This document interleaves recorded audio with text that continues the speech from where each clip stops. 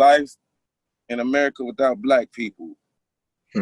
But first, we're going to get to know who we got today.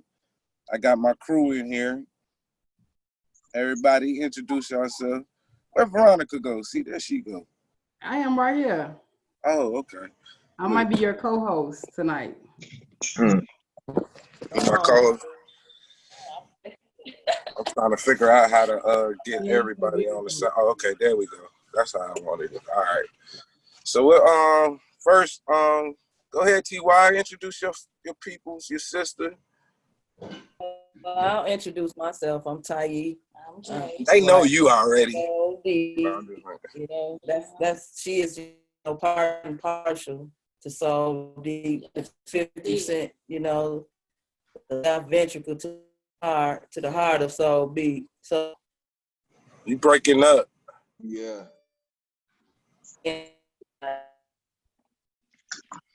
We losing T. We losing T.I. Tayi, can you hear me? Go ahead, Leanne. Introduce yourself, Leanne. She's gonna have to find I'm Leanne. I am the co-host of a podcast rather. Mama Needs Love Too. I'm a beauty enthusiast. I cannot talk tonight. A beauty enthusiast, and I am a licensed life insurance agent. All right, and I work with the lovely and beautiful Veronica Coney. Oh, well, thank you, Leanne. So I am Veronica Coney, and I apologize. I never mentioned that I am the founder of Healthy Inspirational Living. They can also be found at my website, www.healthyinspirationalliving.com. I am also a licensed life producer here in Illinois, as well as Arkansas, and a couple more states I can't really think of right now. But anyway, TY, go ahead, TY. Well, they kicked us at the group, huh? On some what's that? The Temptations. You at the group? Is that 5G? I'm Tayi. Yeah, Tayi. This my sister. Tell them who you are, Jay. I'm Jay. You know, original from the group Soul Deep.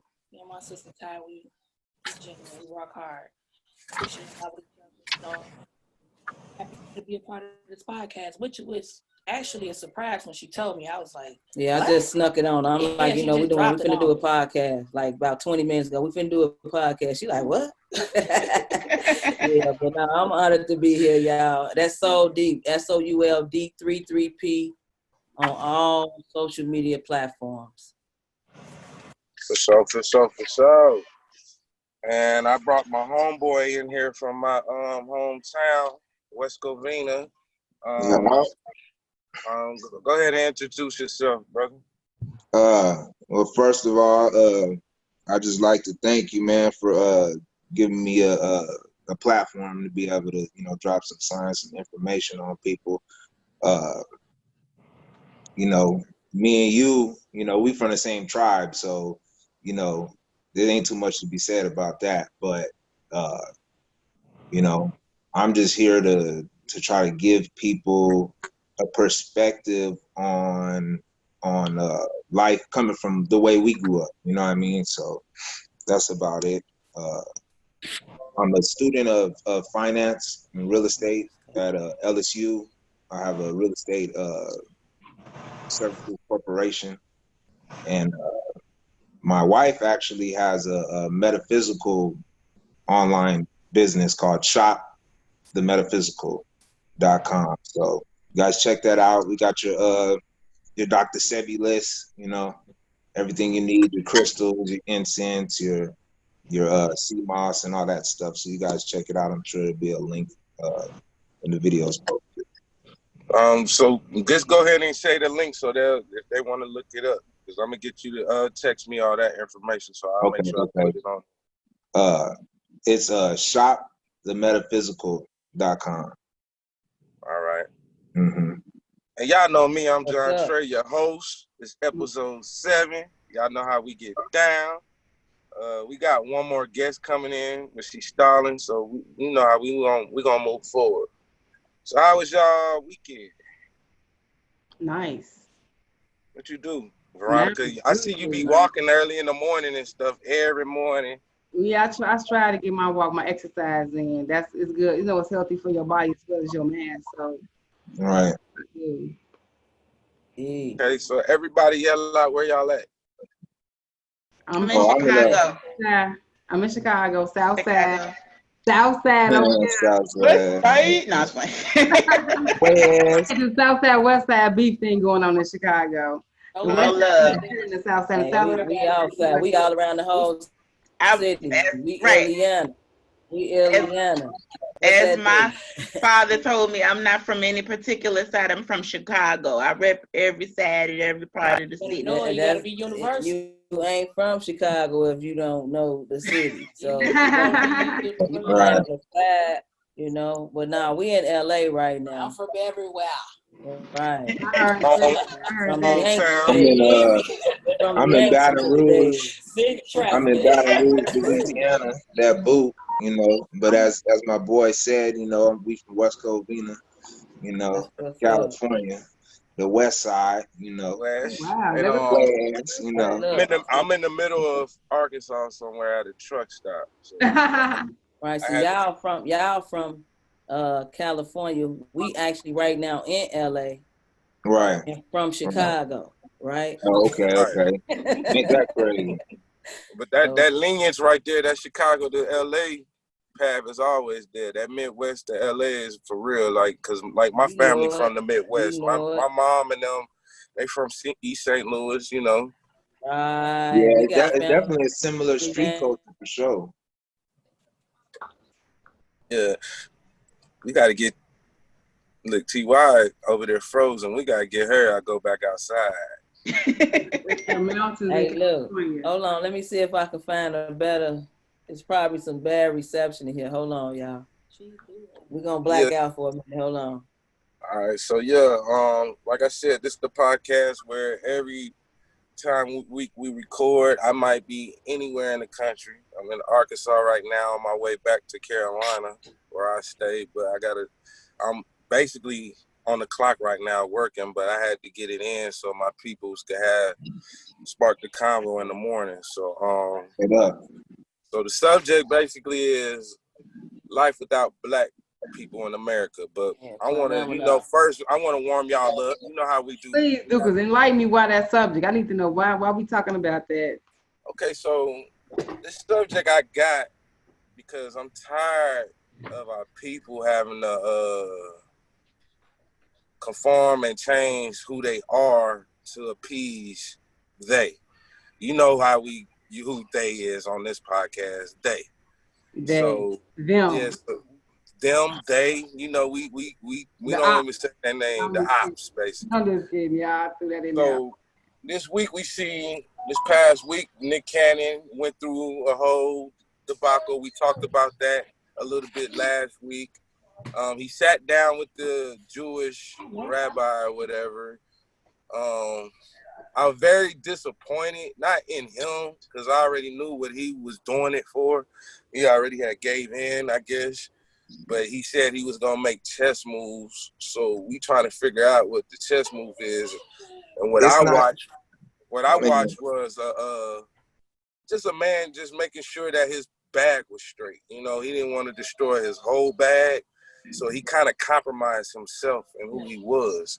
Because he just looked foolish to me, like it was like you were begging for him to forgive you. And it's like, but you still trying to hold on to your square, but you still giving in like, oh, I'm gonna sit down. Ain't no holding on to it. Right. See, the thing about it is, what I think is the information that he said was new to him. So it's like, you know, people that went through some kind of spiritual or conscious awakening, they know, like, you know, a lot of people go crazy through that period. And some people, you know, in that period, you know, they say things that maybe they wish they hadn't have said. So I think he said it, didn't have the real science behind what he was saying. So when challenged on it, he couldn't stand on it. Then, like you said, his bag. But even in his taking back of what he said, he could have signaled better he didn't have to do it like that. He didn't have to renounce the people he got the information from. He could have did it in a more tactful way where he wasn't really just abandoning, you know what I mean, what he was saying. Because the fact of the matter is, he's what, the second or third person, celebrity that came out and said something similar about, you know, the Hebrew Israelites or black people being the Jews or whatever. You know what I mean? So I just think, and I think that people in the community too should have supported him more too. Like everybody should have came out and say, yeah. Matter of fact, since we turned down these statues and these false images, let's talk about this false image of God y'all got up here. You know what I mean? And let's talk about you so-called Semites, you know what I mean, cultural identity that you've been doing for, you know, since the end of World War II. You know, and that's not to say you can't be a European Jew and practice that faith, but when you're talking about you claiming the genetic heritage of a group of people, an ethnic group of our people, so that you can lay claim to land and it worked, it happened for you. So that does need to be exposed. And I think if people was more educated on that subject, we'd have been able to jump to his defense in a better way. And he'd have had better information than, you know, the information he had that was a truth, you know, mixed with some propaganda and stuff. That's my opinion on it. So with that said, like, so me and TY, we build on this a lot. And like, I really want her to dig in on it because she has some great points. But one thing I did see, because it made me sick, because the rabbi was attacking somebody who wasn't there. He constantly was mentioning Farrakhan. That's how he said it, the minister's name, Farrakhan, like he was disrespecting our minister on purpose, subliminally, knowing that he would get this message. And you disrespecting our minister, somebody that's great in our culture. And it was like you was trying to force Nick to denounce and do away with Farrakhan. And he did it. Nah, I ain't gonna say he did it. He didn't put his foot down for him. Like, no, man, it's worse than that. In my opinion, that's my opinion from what I saw. It's worse than that. And you know, I'm not part of the nation or none of that. I'm not a Muslim or none of that, man. I'm just telling you, if just from my perspective, not only did he not stand on it or stand up for him, he was a coward, like all the way. It's worse than that, man.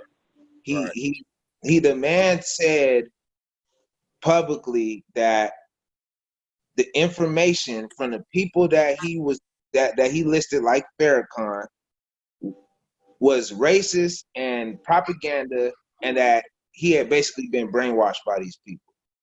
You know what I mean? You validated everything that this Zionist type of people, you know what I mean, have been saying about Farrakhan for years. You know what I mean? That's unforgivable to me. If I was a Nation of Islam person, you know what I mean? So we got two people who just came into the chat to the podcast. Isha, man, you gonna have to open your picture up, man. We don't do that. We don't do that. I don't even know. We don't do that. Hit the video at the top. Hit the camera thing at the top. You in the witness protection program? Oh shit! I might be. Okay. What up, Hank? John, what up, big dog? So where's the thing? I've been asking about you, man. Hey, bro, I ain't never too far. You know the number, just hit the line. Right. There we go. So this is Isha. Introduce yourself, Isha.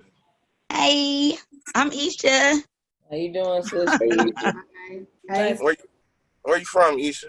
I'm from the Boogie Down, home of hip hop, by way of Akron, Ohio. Yeah, okay. And I'm Charlotte living right now. Okay. Hank, go ahead and reintroduce yourself to the people. Yeah, for sure, man. Big Bank Hank G, financial service entrepreneur.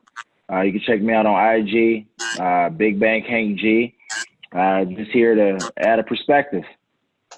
I'm the capitalist of the crew, if you think about it. Me and you must be kindred spirits then. Absolutely, man. Absolutely. Bald head don't care. Hey, I ain't no capitalist, but I get in the game. The little bit I got, man. Oh, yeah. And where am I, John? Currently on the south side of Chicago, born and raised in Maywood. Always rep the turf. For sure. But we here. So yeah, we were just building on today's theme is basically life in America without black people. You know, what does that mean? You know, to y'all when I say that. But we was building on Nick Cannon's little conversation he had with the rabbi. But T.Y., what you thought about it? I know you watched it. Well, I just want to kind of piggyback on something Tiny stated.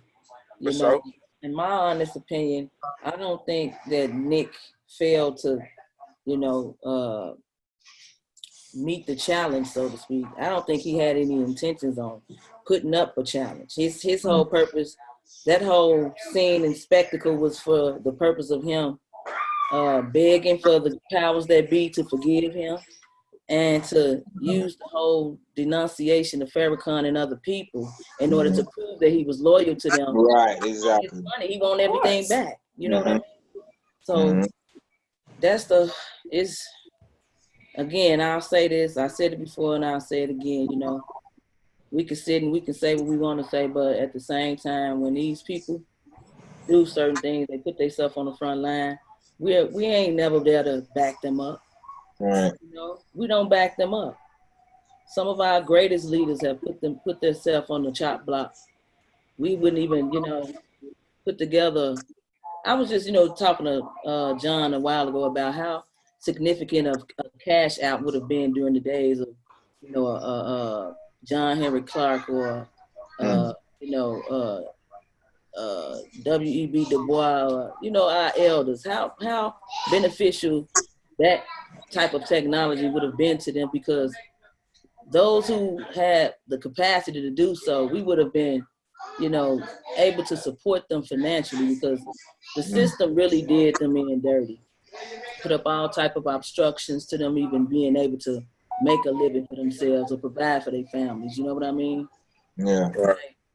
And Nick, I don't agree with his methods of the course of action he took, but again, when he's hungry, who gonna knock at his door with a plate? Who coming to feed his family?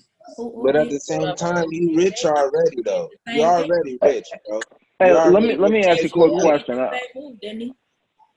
Hey, quick question, right? I know we're talking about Nick Cannon, and we're talking about the residual effect of his conversation with Professor Griff, right? Right. Yes. And you know what? I don't know exactly what he said with Professor Griff, but I've seen clips here and there. But then the next piece was he spoke to somebody else, basically. You know, I remember him apologizing, right? Right. And what we're talking about is apology right now. Mm-hmm. So what I'm taking from you guys, because you guys are my only source of reference on this up until this point. I promise I'm gonna do some research prior to this, after this. But what did he say in his apology? Like what specifically did he apologize for? He basically apologized for hurting people. That's basically what I got out of it. Like, to me, he was basically apologizing for even throwing the Jewish name in there when he said savages and monsters. He apologized for saying that black people are real Jews. This is what he apologized for. That's what he was apologizing for. I don't get that out of that though. I don't. Everything else is peripheral. That's the real problem. And then the real and the source of the knowledge, man. Farrakhan. This is the problem, man.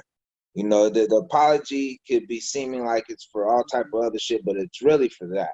Don't you dare say that you Negroes are the real Jews. Don't you dare say nothing like that. How hurtful his comments could be. This is the things he said.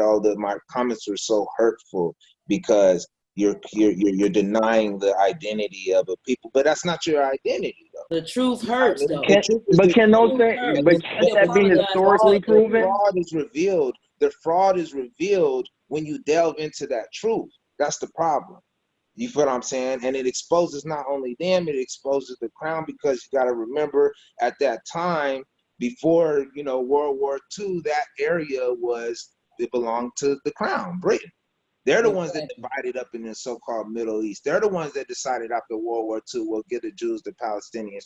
That part. They did that. They the ones that did that. And then if you continue on and you look at the documentation from the Council of Foreign Relations and all the, and the Trilateral Commission and et cetera, their whole purpose is destabilization in the region.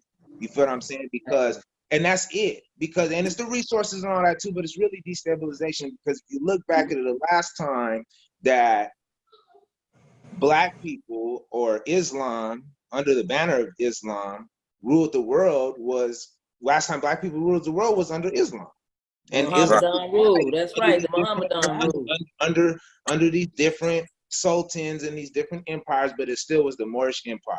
You know what I mean? Right. Basically, East and West, the Black Moors, if you want to call them that, and then the Turkish Moors. So what we see today is a continuation of that bullshit, the end of cleaning up of the Crusades and all that shit. So they destabilized that. They got the Jews that have the baby tiny ass tie to the original Hebrews. You know what I mean? From a 10th century migration of a tiny portion of these people to mix with the Khazar people in Europe to create these people today who try to call themselves Jews. You see what I'm saying? And then at that time, those people were slaves of the crown and migrated all over the European kingdoms, and that's how they were able to set up these networks for banking and all that type of shit. Banking is right, jewelry. They were the merchants, right? Merchants for slavery and all that shit too.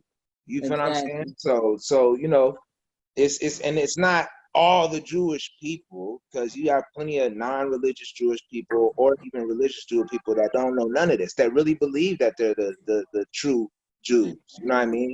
And that's not of no fault to them. But the Zionists, the people in power, they know what the fuck they're doing.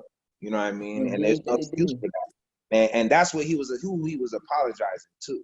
You know, but he's in a position where he's got cheese, you got money, you can take that lick. You could take your kid still gonna eat. You said it, you slipped up and said it, but stand on it now because it's the truth.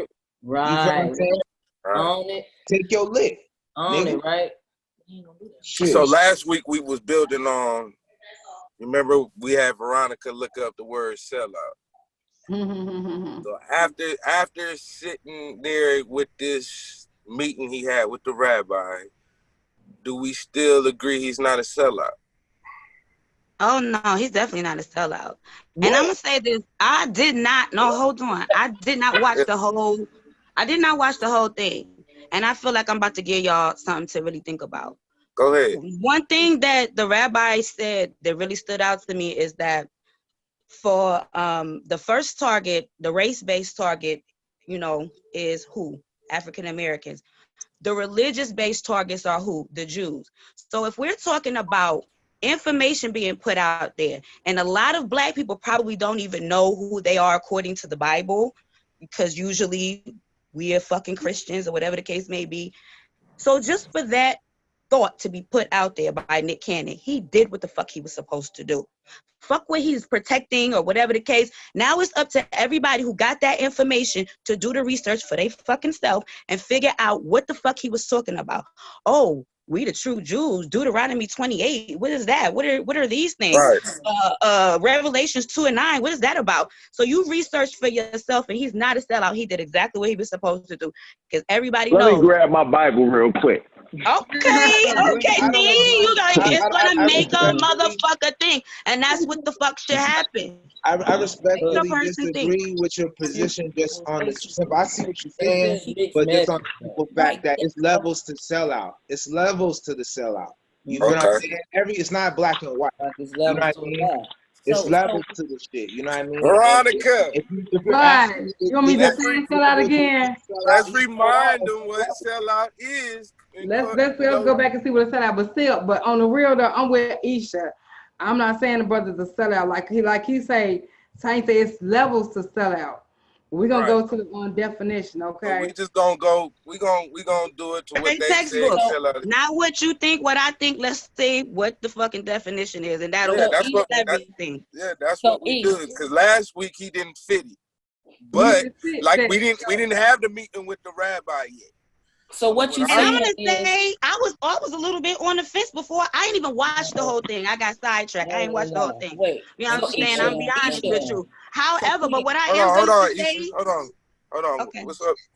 So Queen, what you're saying is don't look at the messenger, just receive the message. Is that what you're saying?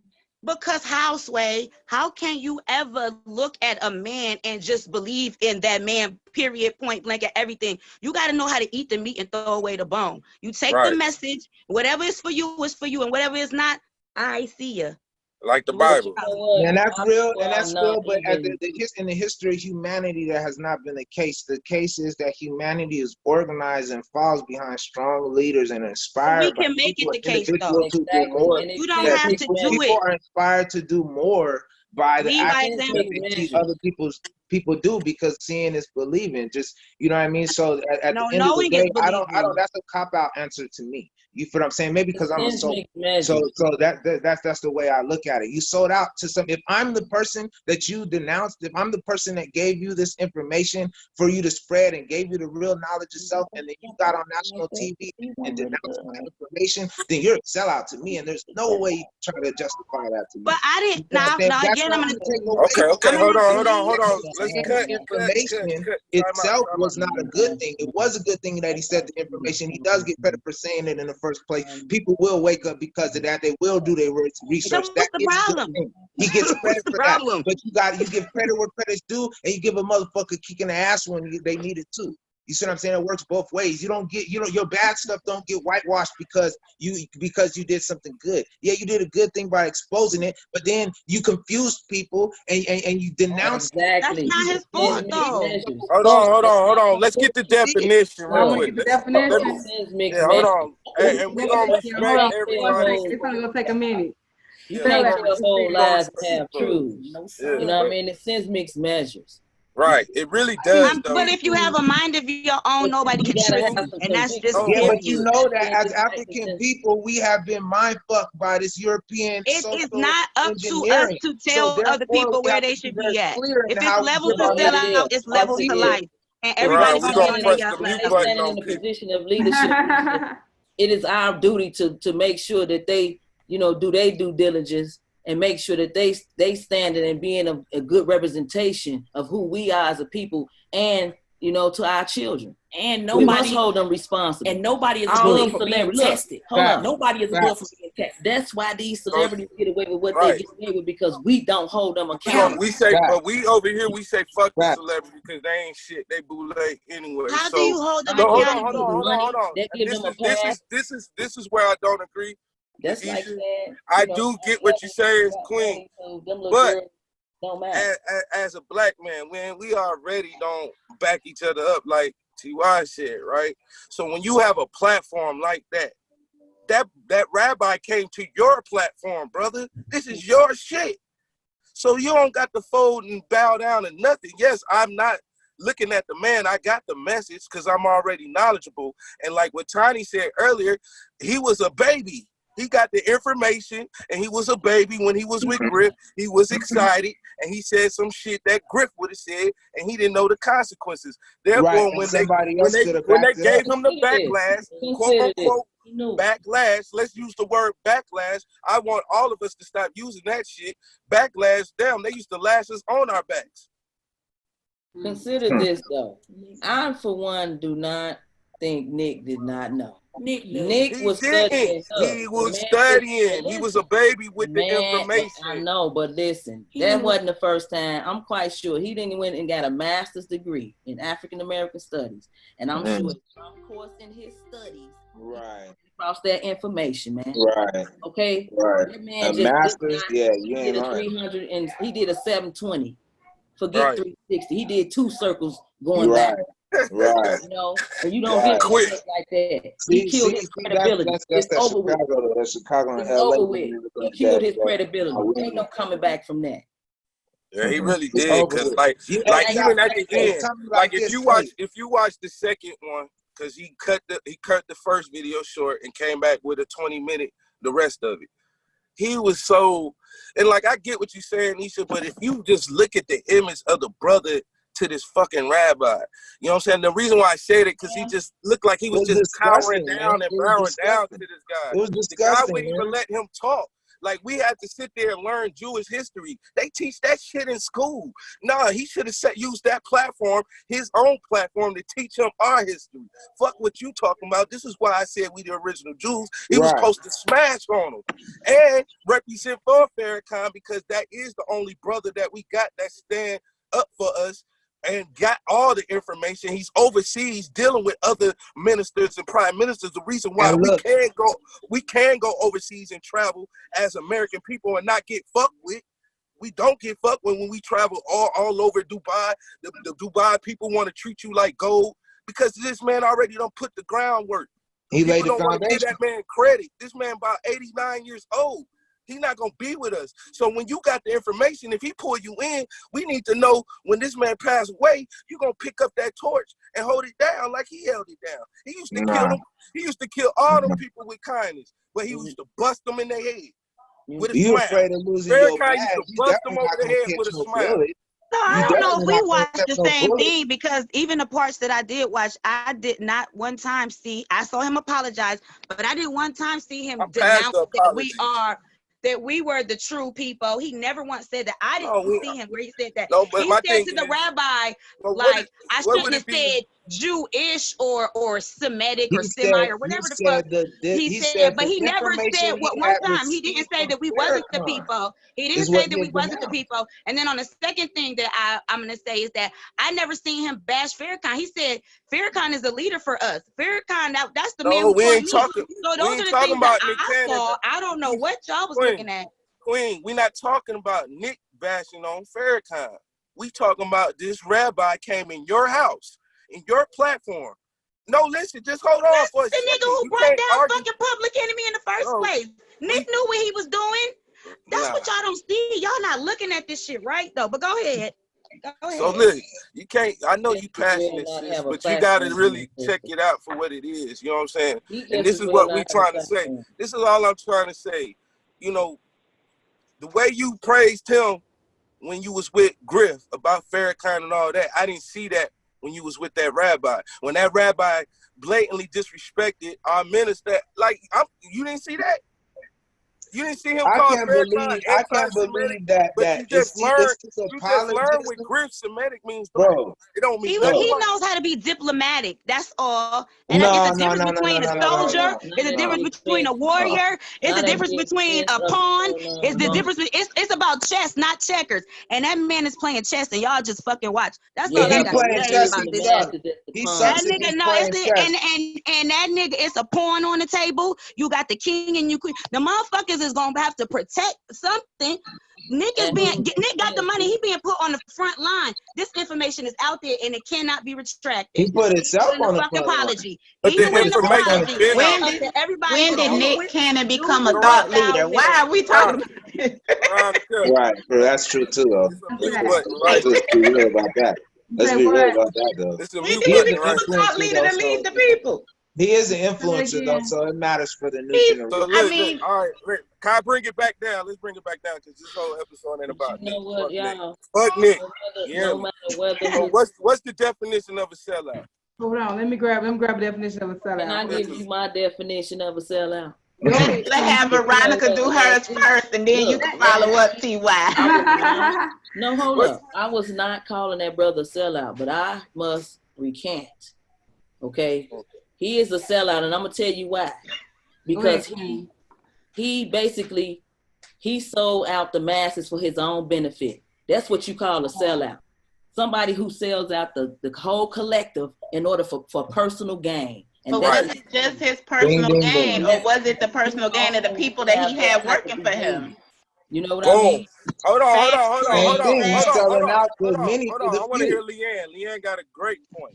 I was like, was it just his personal gain? Because if it's just his personal gain, I'm sorry, Veronica, I'm going to let you get your definition now. But if it's just his personal gain, he didn't have to do that. He has the money. He got money. Right. So it's not necessarily just for him, because now all the people that work for him, when they pull his show off of the network, It's all those other people's lives that are affected. For the people on the screen that you see, and the people who work behind the screen. Because he should have thought about that before he said it. He must not be playing chess right, very well. right. He must not be But playing now chess he because has to go back and play chess, like Isha said, because I'm not just working for my last name only. I'm working for all the people that work for me. I'm sorry that I pulled you into my sacrifice. That's what it is. Now I'm sorry I messed up and pulled you into my sacrifice, but I'm still gonna have to sacrifice y'all too, because that's the few to the many. You're still selling out because you're still selling out the well, then everybody is a sellout then, because the first law of life is self-preservation. So at the end of the day, you a sellout, I'm a sellout,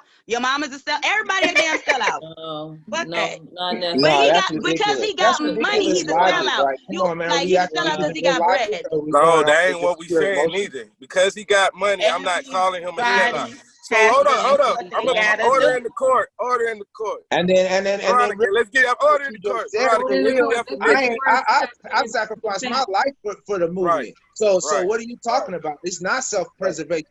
If me dying is gonna benefit multiple people, yeah, I'm gonna die 1,000 times. You know what I mean? So don't you got me mixed up. Maybe that's how you think. You know what I mean? But nah. I would that's what he said. Maybe that's what he said. I got to kowtow in order to save all of these people, then that's what I'm gonna do. All right. That's what about all the thousands and millions of other people that you're selling out? Raise a nation of cow towers. He gonna raise a nation of cow towers. We already been a nation of cow towers. How did we get here? But somebody go ahead, Veronica. Sell out. You gonna stay here? I ain't say that. I'm gonna let Veronica give us the definition of the sellout. Okay, let me give the definition out. So, sellout by the Merriam-Webster Dictionary, sellout is defined as to sell the goods of in order to satisfy creditors, to sell security or commodity holding of usually to. Hold up, read that again. Let's dig on that. Let me go to the first one more time. To sell the goods of a debtor in order to satisfy creditors. Let's build on that. Who's the debtor in this situation? Because that's deep. See, I didn't see that last week, but when you said that, because guess what? The debtor is Nick Cannon. The debtor is Nick Cannon. He don't own Wild and Out now. Not at all. He don't own nothing. It's snatched beneath him. So what is he doing? Read the definition again. This is what he's doing. To sell the goods of a debtor in order to satisfy creditors. Satisfy the creditor. The creditor is the dude that's sitting in front of the rabbi. And he's going to Israel now. Right. Instead of the people that own the network that place his show on it. It ain't the rabbi. It ain't all those people. You know that. We get that part. We get that part. I'm with you. I know that's what we got a metaphysical we got to play both sides of the fence. Third dimensional transaction taking place right here. I get it. We got like Tiny said, he should have thought about that before he got excited like that. He could have chose better words if he wanted to protect his finances. Protect his finances. Look, if he wanted to protect his finances and his employees, he should have never jumped in that field. He should have learned. You had Professor Griff. No, you had Professor Griff on there. You should have did your homework. Did your history, you would have not made that mistake because you got the man right there living in front of you. Going through but with that being said, though, you got the elder in front of you. That shit happened to him 30 years ago. He should have been like, "Oh, young brother, you can't do that. You can't say that. That happened to me 30 years ago. The same nigga who's doing this to you now." Aisha, that's a good point. Aisha, he should have said something. That's an elder.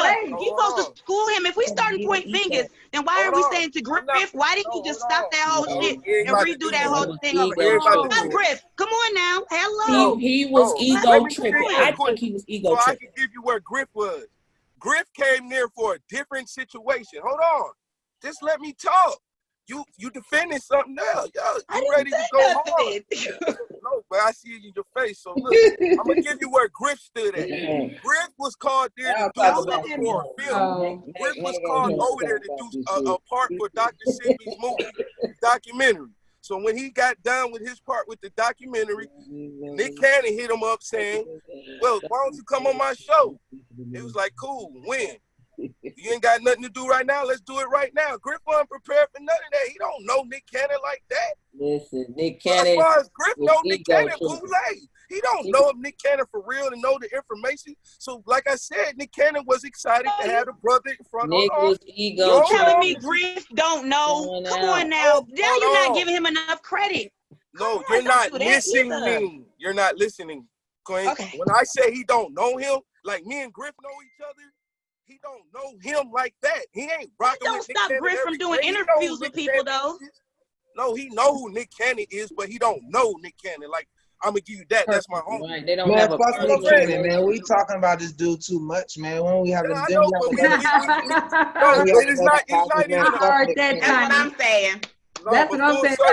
Carry on. Now we can talk about ownership. No, we all gonna get to that. But this is full circle. Ownership. You would have to see how our minds of our people are, like, for real. Like, this is what this is why it's called Spark the Convo. I brought that subject up just to get y'all comfortable in speaking. And we had a hell of a conversation, whether it was debatable or not. Everybody got a different mind. And everybody has a right to their own. Absolutely. Yeah, right perspective. That's true. That's true. For sure that. So I respect you. Move on. Like, I get you. You have your own viewpoint. I might not see that point. You see what I'm saying? And that's what you're supposed to be able to show me what your viewpoint is. My viewpoint is from my brother Griff. I understand Nick. I don't know Nick Cannon. I'm a fan of Nick Cannon's work, but I didn't know he was that thorough with it. But he got his information from school, so he was excited. From interviewing him, though. No, I'm not saying that. But what I'm saying, all I was saying is do your homework. You know what Griff went through because that's how you got into that conversation. Was getting Griff to tell you what happened. He said, "I already know what happened, but the people out there don't." So it's a character thing, bro. It's a character thing. It ain't have nothing to do with education or nothing. It's a character. You're a coward or you're not. You're either gonna stand up or you're not. You're either gonna sell out or you're not. Like, it's in you regardless of your education. Right. I just don't think it's in all that. And that's what the information been out there, and people been giving the information. The ancestors, that information been out there, man. But what I'm saying is Nick Cannon should have known his role. He should have kept it silent because now, if you get knowledge is power, that's one thing the rabbi said. Knowledge is power. You don't have to reveal what you know all the damn time. Now you got targeted. They're like, oh, hold up, we didn't know this much. What the rabbi tell him, man? You are talented. You're an artist. You're a creator. I know you like to do that, right? Nick fell under the spell of that. You want to keep bouncing that ball, boy.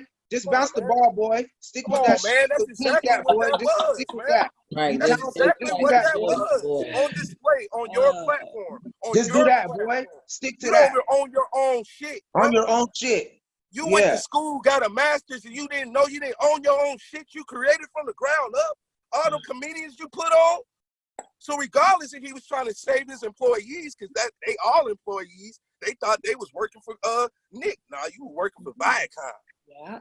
Man, please, I wouldn't even want. Nick forgot about capitalism. The core tenet of capitalism is ownership, and not to own your intellectual property.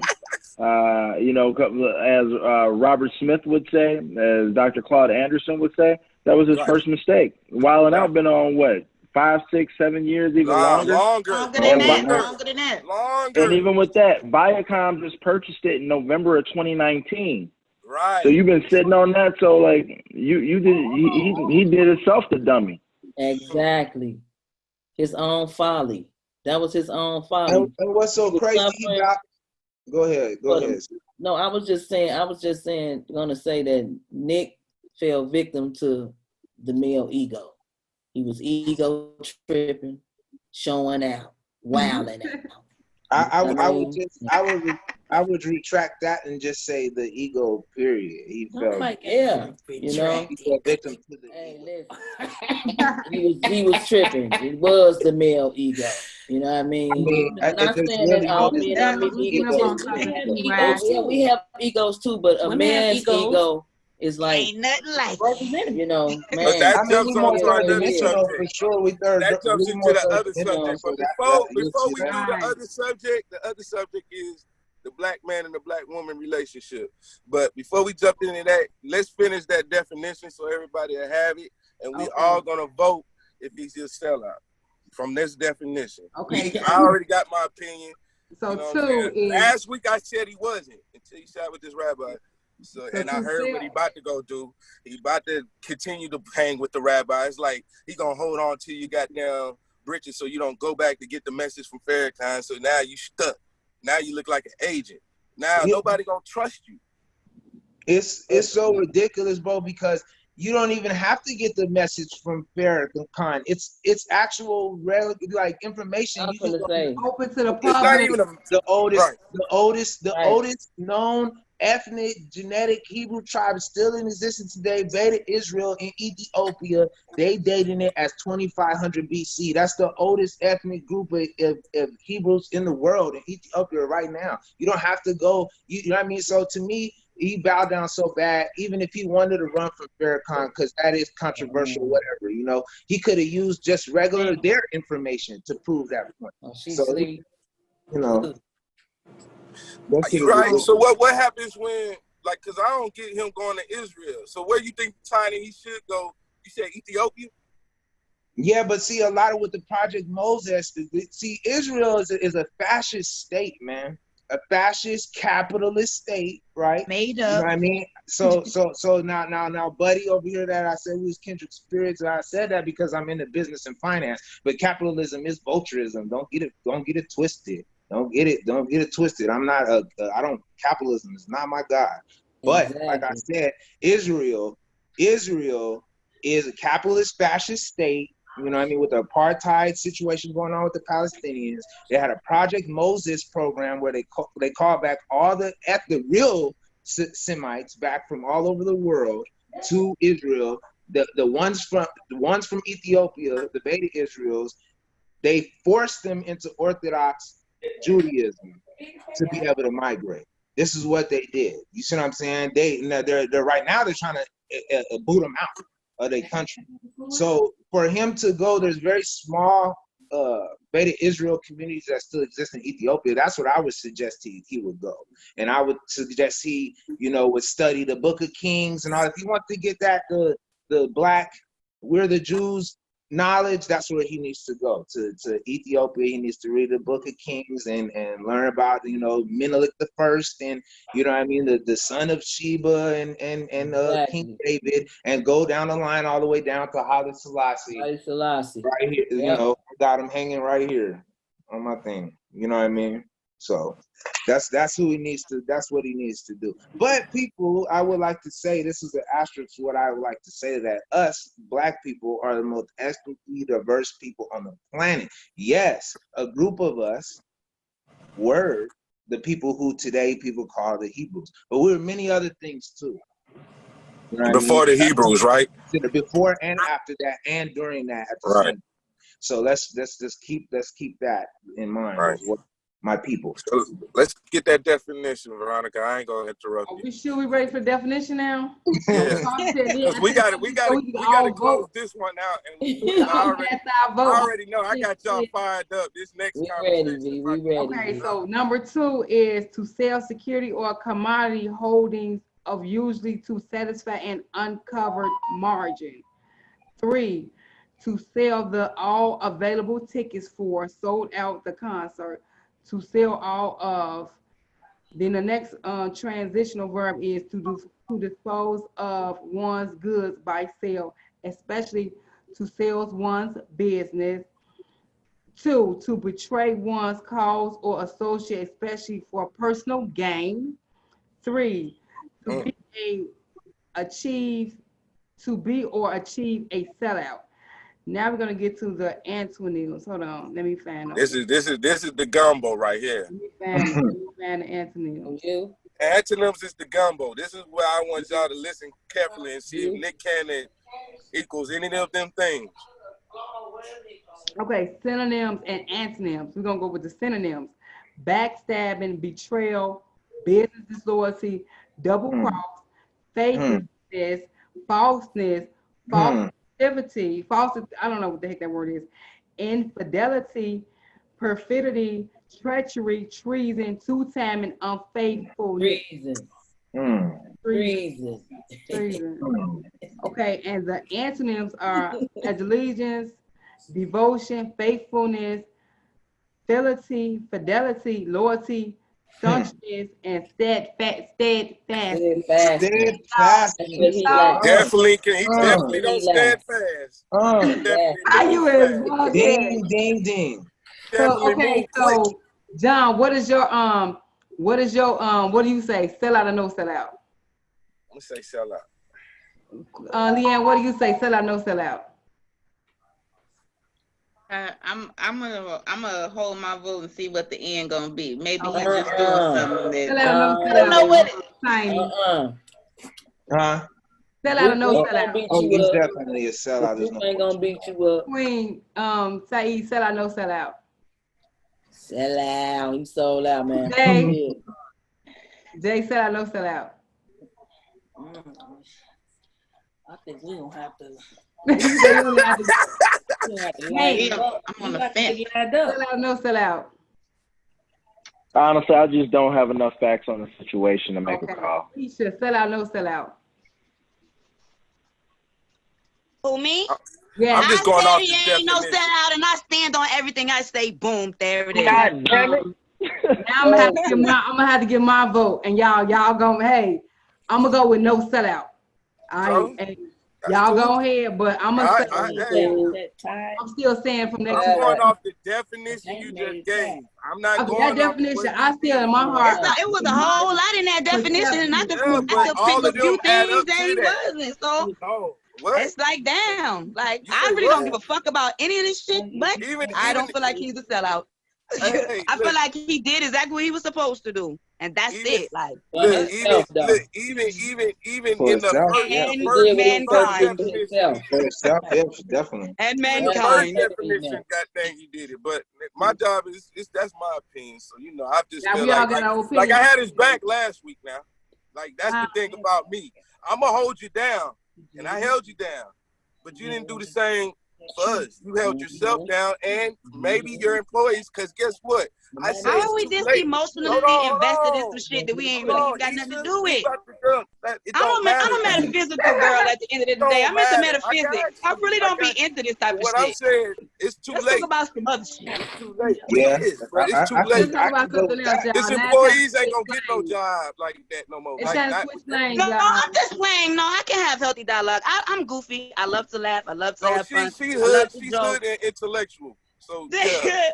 Wait, hold on, wait. Hood and intellectual. What does that mean? What is hood and intellectual? Hood and intellectual, ratchet and spiritual. You don't know? What does that mean? Oh my God, it's like I am fucking Queen of Four and Lil' Kim at the same fucking time. It's like the best of both. She has a balance. She's my yacht. I'm my aunts. Isha, my aunts. That's the kid. Like it's a yin and a yang. I'm the same way. Hey guys, I hate to check out like this. Intellectual. So I hate to check out like this, but I just looked at the time. I work calls, business calls right now. I gotta hop on a Zoom for a West Coast call, man. Okay. But man, definitely invite me back, man. I want to connect with each of you guys. Pick up some game along the way. I'm gonna research that Cannon over here. I just looked up his net worth. He's $30 million up. He ain't in a bad space. But what Leanne said, I think that's the key. What Leanne said. He's not in a bad space, but all the people he employed is in a bad space. Yeah. So that's my only key thing to why I call him a sellout. Yeah, for sure. You don't have to reveal that you know the knowledge if you're not prepared to go to war and die for that shit. Because the information they trying to cover it up anyway. All that stuff that he did. You just gave him I'm gonna definitely circle back, y'all. I got a dip. All right, brother. All right, so what love, y'all? Y'all got me. I got a question. I got a question on that. Tiny and John, y'all say y'all wouldn't have died for the struggle. Y'all explain to me, like, what would you? I mean, you literally lay down your life for what? All right, so this how deep. You said where I'm laying my life for? Please tell me, enlighten me on why would you lay down your life for? Because my ancestors did. So why would you open your mouth? That's who I stand on. If like you right not now, ready, they would you listen. not They would just if one of y'all, if y'all was to give me a call on the right front line, now, that mean you they would. If one of y'all was to give me a call right now that you were being attacked by they or whoever. Oh, I'm gonna make some phone calls. We coming. Like the NFAC, we coming. There's no fuck around coalition, we coming. Like it's not nothing. Griff, no, he could call me. I'm coming. I'm ready to die for it because they sacrificed too much for me not to. Until you already guessed. It brought me out of a hole that I was in. I was lost. I was out here slanging dope, doing what I had to do, thinking that was the way, thinking about it was all about money until I got knowledge of self. You know what I'm saying? When I got knowledge of self and I had something to lean on, my ancestors that they never taught me about, man, it's a beautiful thing. You can't tell me nothing. Now I'm being the change that I want to see. Okay. So I'm ready to die for it. I'm ready to die for it. I don't get involved with politics. I don't do none of that shit. I lose friends because of this. Because I don't vote. I don't get involved. I'm liberated. I liberated myself because I'm king. I'm God. I liberated myself. I don't have to ask for shit. You know what I'm saying? I don't. Fair enough. And if I'm going to get money, I'm going to get money with my people. That's how we make the circle go around. Fair enough. That's how I met y'all, who I work for right now. And there came a point where you had to make that choice for yourself. What you mean?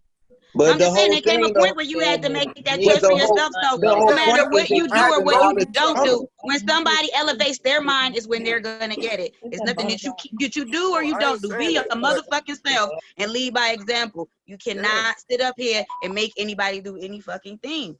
It doesn't matter what Nick Cannon would have did or what he brought out the information, and that's it. Like that's all that he my whole thing about but it's just everybody, each individual person to choose what the fuck they do. Choose Jesus Day whom you will serve. Hold on, let me say something. That's not it. It's not it. It needs to be more structured than that because they have so much. Listen, let me talk. Just being able to put the information out. That's good, but that's not enough because there's so much. We're in the information age. So there's so much information out there, so much disinformation out there. It's so many people trying to destroy the narrative or to create the narrative or destroy what we're trying to do. They've been hiding this information for centuries and centuries. They're changing the perception. So it's like them claiming they the real Jews. It's okay to just say it and then take it back? No. Our people gotta be able to stand on what they say, and they gotta be informed enough to be able to give facts. That's not okay. That's not enough to just do that. No, how did he take it back though? Okay. What did he do to take it back? I mean, just if you don't understand how he took it back, you need to go back and look at all the little clips and the videos and all that. I will do that. But until then, I don't feel like he took it back. He apologized for saying things that he shouldn't have said. But he never said that. I shouldn't have never said that we was the true people he never said that. So he didn't take it back. He threw away. He discredited the knowledge that he received from Farrakhan and others concerning us being the real Jews or the real Hebrews or Semites or whatever. And they weren't even say we were not though. That's the key. That's what you're not even explaining. Like he never said that we weren't. And repeated what he repeated in his apology, what the Jewish guy said, that he was sorry for perpetuating propaganda and hate language. He said that out of his mouth. He did not one time take back what he said about us being a true Jews. That's just one clip. I'm just saying that's what he's saying. So he's okay. Well, I'm gonna study it with a fine-tooth comb, and we can parking lot this for now. All right. Well, let's park it then. I mean, yeah. So my next subject is the relationship.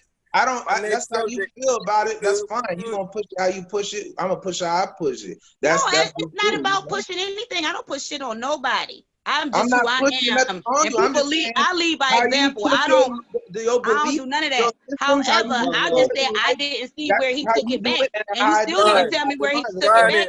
So I will go through it with a fine-tooth comb so we can park him out for now. That's all I said. Listen.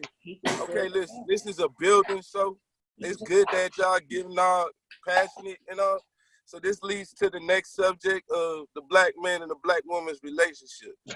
Even though y'all are not, like, the way we going at it right now is the best example for us to build on right here. This right here. This whole the way we address each other. Like, we got to be out loud. We got to out talk each other. What's wrong with your face, Tiny? Why we just can't each have our own mind? Why I can't just have my own opinion? Why I can't? That goes for both of us. That goes for both sets. That's what I'm talking about. It's all right. I set this all up. I missed Y'all it, see y'all. how What I happened? set it all up?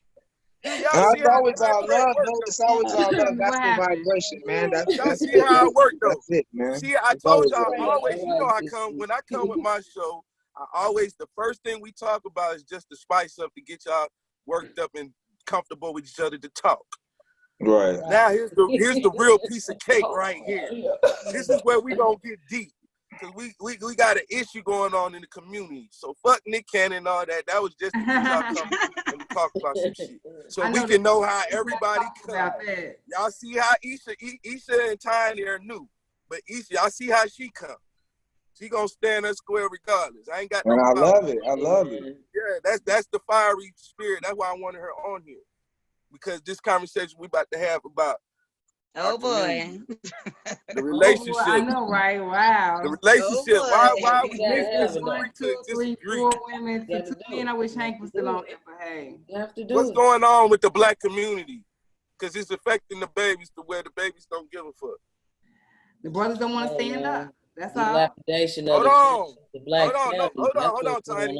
We gonna everybody gonna get their say. So we're not gonna. So this is what I'm getting at.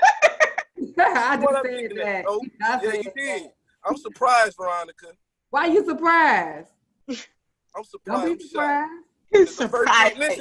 The first thing that came out your mouth was pointing the finger. I'm saying though. Hold on. No. This is what we building on. We're building. We building. So expand on what I just said. Help me understand what I just said. I said, what is going on in our community? Because the baby, it was affecting the babies because the babies ain't giving. But you said the mans won't stand up. Okay, we're gonna get to that part too. I'm not saying I don't agree or disagree. We're gonna get to that. I'm just saying, you asking my perspective. I'm like, hey, you're a woman, right? You're a woman, right? You say what? So we're gonna play this game. We just gonna keep it real. No, it's not no game, but it's just the listen. I'm just saying. You pointed the finger straight at the men. No, listen. You pointed the finger because the whole purpose of this is accountability, right? Accountability. So you pointed the finger at the men, right? So when you say don't stand up, because now we have to go, we got to, as men, as king, because there's only 2 of us, because I felt Hank was like, nah, these motherfuckers ratchet, you know? Y'all know what's up with the My bad, I ain't mean he got money. He's like, I ain't got time to fuck around. I'm about to Nick Cannon. My bad, I'm sorry. No, you good. Hold on. But no, what I'm saying is, it's 5-2 since we point fingers, right? Nah, we ain't. Because we got to. No, I know I'm just not. We not.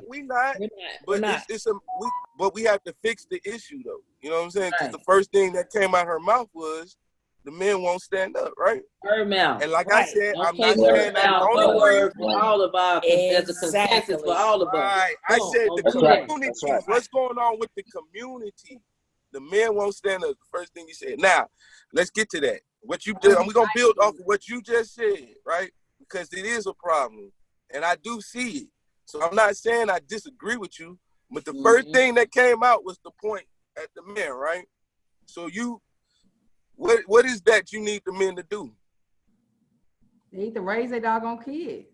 Hold on. Raise their children. And Hold on. Wait, let her talk. You asked her question. Let her talk, John. I'm stopping everybody. Let her talk, John. You asked her a question, you gonna interrupt her? Right. Let her talk, John. I will help my boy off. My boy, we all about to jump on him. So go ahead. No, I was saying let her finish what she was saying. Yeah, let her finish. Right, let her finish. From my perspective, the men, and it's just me, men need to raise their children, stand up, get their backbone in order, and just gain knowledge of self. And be disciplined, responsibility, accountability, and just live. And I'm speaking for the brothers. All the brothers need to do is just stand. Because they get everything else they came with, equipped with. But we just asking the brothers to stand. Just stand up. That's it. Just stand. Can I say something? Go ahead, my brother. I agree.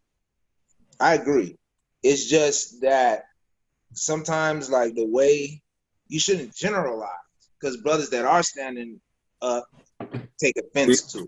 Yeah. And then the specific question was, what's wrong with the community? So it's like you putting all the ownership and onus on the only thing that's wrong with the community is that the black men aren't standing up. And then you're not giving the context to the fact that there is a disproportionate amount of black men not standing up.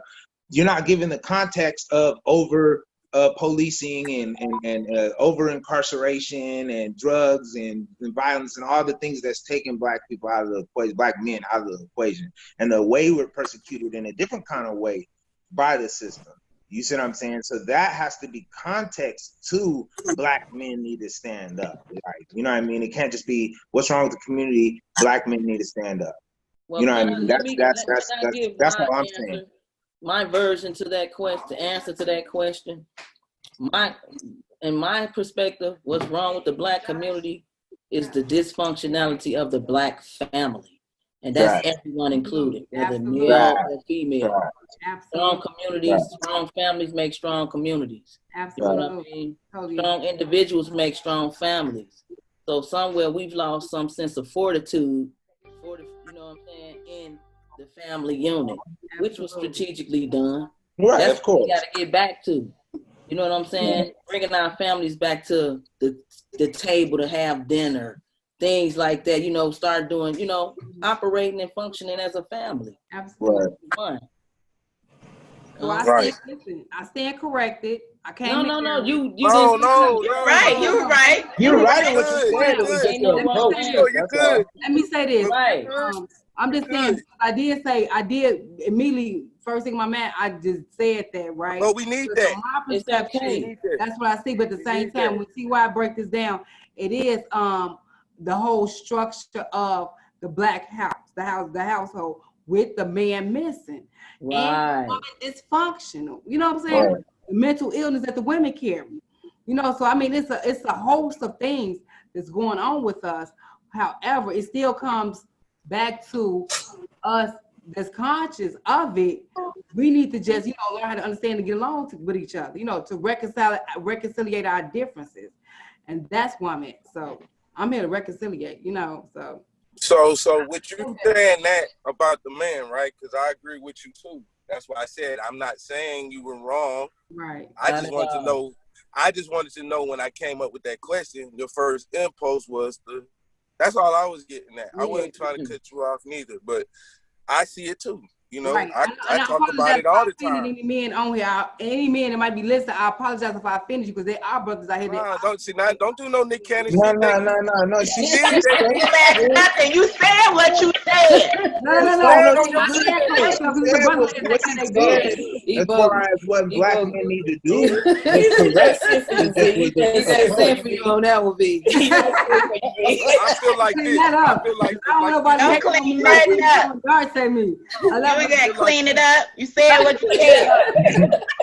I feel like as men with knowledge of self, I feel like I say, I want to be the change I want to see. I don't expect everybody to follow my lead or to see my change. I only want the people that think like me, so we can form up like Vo trying to go get our people back, minds back. Because like I said, I think our babies don't give a fuck because shit, they don't have nothing to lean back on. You go to school, you're not learning about yourself. The only thing you know about yourself when it comes to being a black American is our beginning with slave ship, being a slave, getting our ass kicked, doing all this stuff that they're not proud of because they don't see that in them. They see a fiery spirit in them to where we don't give a fuck. They'll die about this. Even if it's against their own brother, you know what I'm saying?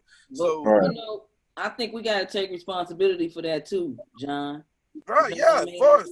Facts. Black people, I say black people, man, woman, child.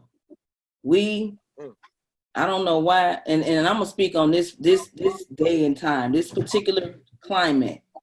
Why do we fail to see the opportunity in this whole coronavirus madness? This is an opportunity for us to educate our children. Yes. You know what I mean? Educate. Right. Responsibility for teaching them truth. Right. Feel me? That's definitely. I be listening to these parents panicking. They ain't gonna let them back in school. They not educating them anyway. Right. Why are you shoving them back down in the belly of the beast? Socioeconomic slaves. That's how they teaching them to be. Exactly. So it's like, this is a great opportunity for us to really take advantage of, especially when it comes to rebuilding the structures of our family, because our children gonna be the ones that's taking care of us, right? Absolutely. Everything, the sacrifices we make today will impact them tomorrow, right? That's right. Or the lack of, right? Absolutely. Right. So it's like, I just said that to say, we gotta start taking responsibility for our own situation, for our own destiny. Yeah. You know what I'm saying? Yes. It's time out for all this separatism. I love the brothers. And I don't like to even hear sisters talk bad about brothers. You know what I'm saying? I don't like to hear brothers talk bad about sisters, but it's like you try to find a balance in between. Right. You know what I mean? But at the same time, truth has to be spoken, because that's facts. That's facts. Always some drop of honey. Okay, it's not always a sweet thing. Sometimes it's bitter. Sometimes it's bittersweet. We just have to be adult enough to deal with truth, no matter where it's coming from. Even if it's coming from a child, we have to accept it, process it, and build. Stop that you point fingers. Black people, y'all do this, and the brothers ain't shit, and stop tearing each other down. We gotta start building each other up. I'm sick of this. What's the issue? It's her, it's him. Come on, man. We all have been damaged. We have never been repaired from slavery. We got kicked off plantations and told to, make it the best way you can. No psychological help. You know what I'm saying? Nothing financial. Right. Why we still lynch you and burn your towns down and rape you when we feel like it, and lock you up and put you in another kind of slavery, the whole way. Exactly. In religion, look, you're in religious slavery too. And all that too. Let's not forget about that. Strongest like weapon. They got in our, they in our household all types of ways. They done put they God in your household. That's why you feel more out of place. The God that you praise ain't yours. You go to school, the knowledge ain't yours. You ain't got no history. All you got is the history, and you in the history book is you carrying they shit. And it goes back to them telling you you can fight the war, you can fight in the war for your freedom, and then not give you freedom. Them telling you can get reparations, then give it to their own people. Like all these places I be passing in these rural countries, them our land. Where I'm at right now, this our land. This supposed to be our land. Memphis, Arkansas, all that stuff. See, they naming cities and shit after Greek gods. This wasn't built for us. But if we know that, why are we so disconnected from each other? If we know strategically they put the father out the house, right? It's by design. Know that for us to be this way. Everybody is not enlightened. Just because you're enlightened doesn't mean that everybody is enlightened. I know that. And everybody is not. But they're not going to accept the accountability that comes with enlightenment. Right, absolutely. It's by design. It's by design. It was designed to be this way. That's the thing about it. People don't realize that. That's what we don't realize, is that it's by design. Right. It was designed for us to be separated. It was designed for us to be this way. It was designed. But it's 2020. But it's 2020. The thing about 2020. But it's our responsibility. It's our responsibility to raise our own. 2020 vision. They should all be woke. There's no excuse. It will never be like that. It will never be like that. It don't work like that. You talk about some golden age, 25,000 years from now, and you know what I mean? Everybody is enlightened. It's not gonna ever be like that. It's gonna always. It's not supposed to be. You know what? And let's just they'll blow this whole country up if we all was enlightened. Exactly. About this. Everybody ain't gonna make it. You're not supposed to reveal everything you know. There will be casualties. Some people will be casualties and sacrifices. There will be casualties. Everybody ain't gonna make it. So get that in your head first and foremost. People have been drinking a dirty glass of water for so long. They drink a glass of water, they don't even know how to receive it. Everybody ain't gonna, we gonna have a whole lot of casualties. You ain't on that team, that's what you on? You the backstabber? Okay, boop, let me get you. Knock you off. Yeah. And it's sad, but it's safe to say. House niggas die first. You've seen it through the history. You've seen it through the times. Look, wait a minute. In the book, Black Labor, White Wealth, right? Dr. Claude talks about the era of time when they had during slavery, they had something called meritorious manumission, meaning they gave merit to those who snitched on others. That's why none of the revolts could really pop off like they were planned, because one of us, Rantel Massa, Denmark talking about doing this. Or Nat finna do this. Nat finna kill and all they literally give these people their freedom. Only to be brought to captured right back into slavery in another state. Because Europeans they don't respect the fact that you say you're a free slave. That's Nick Cannon, y'all. No. See, that's why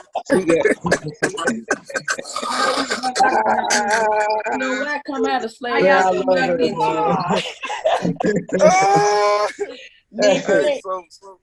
so why though? Like, okay, so I think I can say why. I can give the why or what I believe to be. I know the why, but I'm like, our people. So look, we know all of us ain't gonna make it, right? This platform is to build with the like-minded people. We got to know that we out here, right? Yeah. We got to put each other in positions, right, to win, so we could survive and we could birth babies that's knowledgeable, because right now we having a curse, a generational curse that's continuing, and like they not seeing who we are, our own people. They see us, but they don't respect us. You know what I'm saying? It's like because we knowledgeable, they want to say we uppity or stuck up, but I don't never do that. I don't never judge nobody. I go amongst my people the same way I've been. I don't reveal to them all that I know unless they ask. I don't have to give you. I want people to be comfortable around me. I'm not trying to be because I'm still the same person. I don't have to reveal what I know because, I'm passionate about it, but some people get offended, especially if they haven't let go of certain European. Right. A fool hates correction. They would despise. But I learned that from Griff, though. That's what I'm saying. I learned that from Griff, not to always reveal. I choose my battles. I don't battle with my people. When I battle, when you see me go at it, when my family calling me like, you need to calm down, but I had to let them know, like, I'm ready to die for this. I told you this is what I'm sitting here to do. Y'all let me go a long time ago, but this is who I became. I had to raise myself, and then I met, my pops died when I was 12. But the thing I feel like is wrong with our community is what we said last week, just love, man. Love and patience and respect. Love, patience, and respect. That's between the black woman and the black man. We just love each other and respect the fact that we know everybody don't have to be enlightened, but the history that we all fucked up. You know that much. Everybody. What that's gonna come from? That's gonna come from having light into each other. We have to learn about each other. I'm talking about the sister has to go and do her due diligence to learn about her man. You know what I mean? The do's, the don'ts. Right. The man has to learn, do his due diligence and learn, get light into, the feminine aspect. What makes her tick? What makes her, what elevates her? What motivates her? And that comes with having conversations which people can't have no more, seems like. They jump into bed and fuck each other before they even know what your morals, values, standards, what your intellect is like, and what your spirit is like. But they fucking. So at the end of the day, nobody know how to really communicate. Not nobody. I don't like to use that word. But people usually don't know how to communicate, and that's the problem. People are the problem. They are looking for something outside of themselves that's only going to be found within. So you got people who are always looking to dominate. They're looking to dominate another person when you ain't got yourself to fucking together. That and is ain't fact. never gonna work. That is fact. That's factual. That's why I believe. Go ahead, Tiny. Oh, excuse me. I believe that unless both people are conscious, and then they have to truly be conscious, not just conscious politically, they have to be conscious metaphysically. They have to have knowledge of stuff. They have to have in my belief system. You know what I mean? You have to have know that everything is one. If you don't have that and you don't know that everything is on the inside and all your fulfillment is from the inside, you'll never be happy with anybody else, no matter what. That's impossible. That's the whole whole reality is to find knowledge of stuff and know that we're in the illusion of separation. This is the Maya, and that everything is one. So that's you know what I mean? I gotta agree with Isha because Veronica and I was just having this conversation. You know, I got this thing when I say they a bunch of hump-onians. You know, they want to hump on you. Everybody want to fuck. Everybody out of balance. You know what I mean? Yeah. But, fuck it. We just got put out. You know, just let me fuck you. Like that. Go make everything people. We have to get a hold of them lower impulses. We trapped in the third dimension. They have conditioned us to keep us in our lower chakra system. Exactly. They do not want the kundalini to rise. And for men, I'm gonna tell the men something out there though, right? You talking about you enlightened if you haven't raised that kundalini up. You know what I mean? If Durga hasn't made Shiva, then you're not enlightened. And if you do not respect the divine feminine, which is the master of this reality, exactly, that's the divine serpentine energy that's gonna raise up, that's gonna give you that super conscious experience. And that's the thing into that Brahman. Now, if you ain't had that and you don't know what the fuck I'm talking about, then you're not really conscious. You ain't doing nothing. So that's the key to what's wrong with the community. Science to manipulate. We have to stop. What's wrong with the community? That's the answer right there I was looking for. The women, which I was talking about last week, Veronica, right? The women right now are taking leadership. That's what I saw. That's why I agree with you, Veronica. Like just to protest along. You know, I've been talking about this. All I saw was black women, and this has been going on for years, since that black woman climbed up that pole and took that Confederate flag down and got locked up. She was willing to sacrifice her freedom to take that flag down. Y'all don't remember that? This was like 4 years ago. This before. So the black woman been moving, and the black man is not to be seen around her. You got all these other people around them. And it's like they looking around. It's like, what the hell? And it's like we not taking it seriously. Now, the ones with knowledge, I don't know what's up with us because we know what's up, and we close. We not. It's like, to me, I want what you said for us to stand up.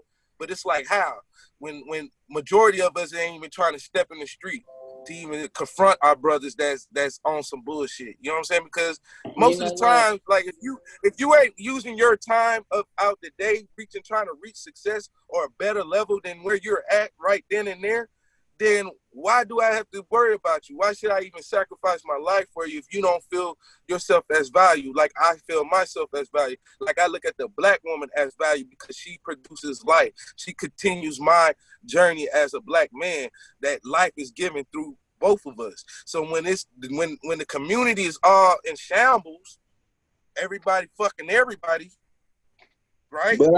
But I will say this. The consciousness community has expanded. It has expanded to the point where it's even commercialized. Like people say certain terminology where before you think if this person said this or said that, oh, this person must be woke. I blame Sonetta for that. Oh man. But right. So what I'm saying is that the prevalence of it. It's not that each individual that's on the most basic level that's woke in trying to walk their walk and live their spiritual journey in their life and move forward and gain are going to be able to touch the people around them what they like. You know what I mean? The master appears when the student is ready. So you're gonna have these students appearing before you, like based upon your level of knowledge or for what specific karmic reason that's gonna come in front of you that you're gonna be able to lace up, or they're gonna be able to lace you up. You see what I'm saying? And you have an opportunity there to burn karma between each other and build a community or whatever on the third dimension and all that. So, you know what I mean? That's all I'm saying. I think that we're in the period where the people like us is doing what we can the way we are, like what we're doing right now. And it will be enough because our vibration will rise. There's a critical mass or event horizon level that we got to reach. It's only like 22% or something like that. You know what I mean? So it's like a tipping point. And then is this unstoppable? That's why they keep their foot on our neck so that they don't know where they know it's coming from us, but they don't know who, they don't know how, they don't know, you know what I mean? So this is what we're seeing, right? It's like the Pharaoh. They knocking that east door. Look, it's like the Pharaoh. They knocking that east door trying to find that seed to kill him. They trying to find where he at. Right. Trying to knock off all the firstborn. Yeah, basically, you know what I mean? Trying to knock off all the firstborns. Where they at? We got one of them. They are very aware that the feminine energy is gonna come from the feminine energy. You know what I mean? And that's why they're doing so much to suppress the Black woman in particular, that feminine energy. You know what I mean? Because women have the capacity to infuse the men. You see? Right, for sure. That's why they use y'all. To y'all, it's a wrap. That's over with. Oh my God. Where do they come from? Us. So where they get all their game from? Us. That's why we have to, as women, we have to remember there is no us. And carry ourselves in a certain fashion. You know what I mean? If it wasn't that many whores out there, the brothers wouldn't, you know, it wouldn't be so easy for them to indulge. There's plenty of them. There's plenty of them on the ground. No, it's a science behind the sacred whore, though. We'll get into that topic on another time. They're sacred whores. Hoes are healers. They're healers on earth. I'm talking about from the exoteric standpoint, not esoteric. I'm talking about from material standpoint. Okay? It's a balance between being a sacred whore and being just a whore. A vagabond. Right. But even those are needed too. Even a sacred. Because they're gonna balance out that mentality with the men who are on that vibration as well. Everything is needed because tools to. So if you don't partake in it, and if you're not a part of it, then so be it. But it's gonna still happen. No, I get and what we're not gonna obliterate it. It's here. It's a part of the collective consciousness, and we just. I get that. But if you don't understand, metaphysical principles, you can't talk to somebody that's loose and used to activating through their lower self about no sacred whore. They don't know nothing about that. So what's the purpose of even bringing them up? They serve their purpose to do whatever what I'm telling you, they're going to do. The person is it's not up to us to change them. They have to find out within themselves. Listen to what I'm saying, Isha. If the individual is psychologically and spiritually dead, you can't talk to a woman who's promiscuous about a sacred whore. That's like over her head. Until she becomes aware, her third eye is open. Right. Then she can interpret it correctly. Get to that point. She might have to hear that from somebody like me. She might have to hear that from somebody like me to wake up something within her to understand her role. So at the end of the day, me walking in who I am, you walking in who you are, everybody else walking in who they are is going to wake up those who want to be waked. And we know that, but it's levels to it though. Die and lay where there are levels to this thing. You got a spoon. No, there's definitely levels. There are definitely levels. You see, it's small doses with some people. You got to give them small doses. That's what I'm saying. Everybody's, it's not a requirement. Everybody, you can't give everybody. But define this sacred heart thing. I'm still. That's all I'm saying. But that's our domain. I got it, but I want to know what it's. So. It is what it is, man. No. To me, it's like even with that, right? Y'all saying good shit, but that's not the mentality, man. When it's overridden, when it's the majority of us doing the same shit, they're overriding like the conscious. You know what I'm saying? Like it's like that's all we see is that right there. You gotta it's a balance. Yeah, I need to have that moment to bullshit, a fight or some bullshit I don't need to see just to take my mind off of shit sometimes. But when do we get back to handling business? Because everybody having fun and playing right now. To me, as a majority, I'm talking about the community as a whole. Everybody playing right now. I mean, what would you like? What would you like? What would you like to see happen? Like that's something that's realistic right now, based upon like the moment, the move. You know what I mean? The momentum we have. Like, what would you like to see happen?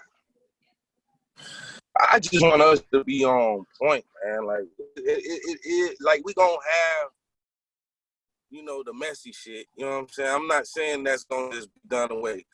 Black crime is not just gonna be done away. We all gonna be. That's just natural. It's a tribal thing.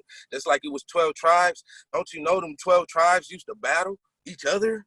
You know what I'm saying? Like that's what they're not gonna tell you. Like there was 12 tribes, but them 12 tribes used to go to war. And yes, we had. But I don't accept that we can't live in peace. I don't accept that. No, I don't accept it neither. But maybe within Judeo-Christian Islam, you can live in peace, absolutely. But you don't have to. Whoever wants to live in unpeace, they let them be then. And then I swear to God, you'll start living in peace. I mean, that sounds worrying so much about other people who don't want to live in peace because that's their right to live in not living in peace. So you live in peace with the inside of yourself, but that's not what you're worried about because there is nothing that you can do about that because it's already here. Welcome to hell, motherfuckers. Like we here, nigga, we here. Like what you gonna do?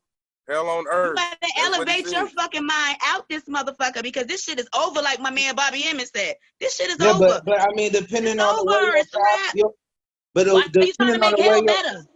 Depending on what your way forward is, though, affecting change, you know what I mean, here it may be part of the way your path to leave this plane is. You know, it is because yours, so you can't just say yours, mine. This is an individual thing we're talking about. This is not a group thing. Everybody can't come. Everybody ain't invited to the party. We all can't go. But those of us who are ready to elevate ourselves the fuck up out of here, do that and stop lowering your vibration and worrying about everybody to fuck us because they gonna do whatever the fuck they want to do, no matter because you gonna do what the fuck you want to do, correct? All right, so let them people that doesn't see you vibrating and shining and they wanna know more. Let them come to you. You ain't gotta go to them. I swear to God, they'll come to you. I agree with that though. I agree with that. Yeah, of course you ain't out here like some, you know, mixed Jehovah's up Witnesses. creature no. Condemning folks to hell if they don't follow your way. No. When we already in hell, because it says it in the Bible, he said he kicked them out of heaven to where? To earth. To where the fuck we at? The weeping and gnashing of teeth. Niggas is like crying it's plain every as day. day. Like that's what get me mad about the church. The shit right there. Y'all rather take something that somebody tell you every Sunday read than to read it yourself. You know what I'm saying? Just read it yourself. It's right there. In the beginning, it's not a bad place though. You get out this motherfucker. God pushed them out. The giants and all of that. The giants was the devil's angel. He pushed them out to the earth. Heaven is up in orbit where the aliens at. Up here. Your crown chakra, corona. So when he kicked them out of your orbit, crown. That's heaven. The kingdom of heaven is within, and it's your crown chakra. I'm talking about the hell you got to go. Y'all both are talking about two different things, and that's the deception of the Bible. The Bible is talking about two different things at the same time, and it confuses people. They're talking about something physical that actually happened on this planet that affected humanity, and then they're talking about a metaphysical thing and knowledge itself and the workings of this physical vehicle that our spirit was within. That's the confusion. It's no confusion if you already know it, because the fucking Bible is full of spells. The whole damn world.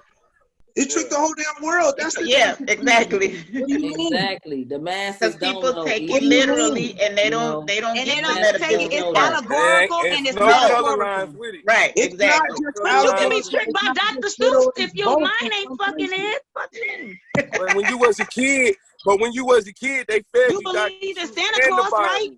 I never believed in Santa Claus. When you was a baby, when you have no knowledge at all of anything.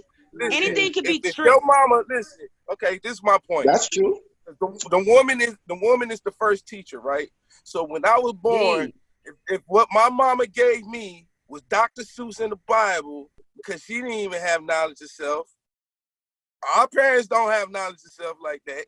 Right. So where do we come from? Just listen. No. What come from? It comes from a thirst within you, a hunger within you to know more and do more that, for but I'm yourself. speaking as a child now. It comes from your karma that you built up in past lives that makes you awaken in this lifetime. But that's later on. Yeah. But when you're a child, your parent, your mother will give you something today, right? What did your mother give you as a child? What did you have as a child? Because you didn't have knowledge. My mother didn't give me no Bible as a child, man. She gave me no Bible. Yeah, some people don't have that problem. She didn't give me that problem, though. In that box. And I think, to me, it's a karmic blessing for me to be born in a household that already practices meditation and stuff. Right. That is a blessing. That was a karmic blessing for me. I was given the Bible, and I found my way out, though, right? So listen, that's a blessing too. No, but that's what I'm saying. But what I'm telling you is, even though the people that you most care about, some people ain't welcome to have a parent that had knowledge of self, that was given the same thing. It's a generational curse. It's a generational curse that's been passed down because that's the way it's been designed. My mom didn't have knowledge of self, as far as who she was as a black person, like that kind of knowledge of self. But she I'm talking about the information. Of who we are as spiritual beings, and what our existence means on this planet. So that, to me, overarching is, is way more important. Yeah, so I didn't get that. I had to get it through the levels, which was Christianity. Seriously. I gotta ask everybody a question. Can I ask a question, y'all? Yeah. How can we, with the level of consciousness we all have, and I'm talking about everybody in general, everybody on the world, everybody in the world, whether it's Christian, the Christians that solely believe in Christianity, the Muslims who solely believe in Muslims, the Jews, or whatever the heck the case may be. How can we all get together and be diplomatic and not be looking at each other sideways about their belief system? Right. And I Stop believe worrying about other people. I think that will pretty much, heal our community, because when we all looking at each other sideways because of what they believe in, then that's the problem. You know what I'm saying? That was by design. Right. And if we know that's done by design, we can't overcome that obstacle, but just by understanding, hey, look, that's how they rock out. But we're going to see we got something to do over here. We got to fix this issue. It was the design. Religion is an experiment. They experiment with religion and brought all those different religions in to create the chaos that it is today. We know that control and taxation. How can we deal with that? Yeah, religion is just that? We know that we got that. We understand it. We understand that. How can we act diplomatically and then accept each other and still build? You know what I'm saying? Economically, everybody loves money. Yeah, Economically, what y'all do? Economically, generational wealth. That's how. Because everybody loves money. So that's the only way. That's the only way you're gonna get everybody in one spot. If you say, notice when we say something's for free, how everybody will show up. Yeah, that's for free. We getting cookout. We got a cookout over here. Y'all can pull up. Everybody gonna pull up. But if you say it's like $15 a plate, ain't nobody really gonna participate. So when there's money involved, everybody wants to know. So we got to push this generational wealth thing. And that's where y'all come in. We gotta push that, but we gotta push the other stuff with it, because then you're just gonna create a bunch of rich, corrupted people that's already, it's not just that. We need that for sure, so we can have our own resources and do our own shit, have our own businesses, for sure. But we definitely gotta give them the knowledge of stuff at the same time. Exactly. You can't do that. Nah. They should get the knowledge of self. Your phone breaking up. Wait on them to get knowledge of self, though. Can we afford to wait that long for somebody to get knowledge of self? What do you mean? No, we're not gonna wait on them to get knowledge of self. No, you know what? In my opinion, my humble opinion, I really think that with books like the ones that Dr. Claude Anderson writes, Powernomics, Black Labor, White Wealth. Those books open up the dialogue.